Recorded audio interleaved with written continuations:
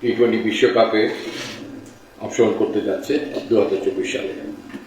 মোহাম্মদ নাজমুল হোসেন শান্ত দলনায়ক, Taskin Ahmed vice captain, Liton Kumar Das, Soumya সরকার, তনজিদ হাসান তামিম, সাকিব আল হাসান, মোহাম্মদ তাহিদ হৃদয়, মাহমুদুল্লাহ রিয়াদ, জাকের আলী আনিক, মোহাম্মদ তানভীর ইসলাম, শেখ মাহদি হাসান, মোহাম্মদ রিশাদ হুসেন, মোহাম্মদ মুস্তাফিজুর রহমান, মোহাম্মদ শরীফুল ইসলাম এবং তনজিম হাসান সাকিব। এই দলটির সঙ্গে ট্রাভেলিং রিজার্ভ হিসেবে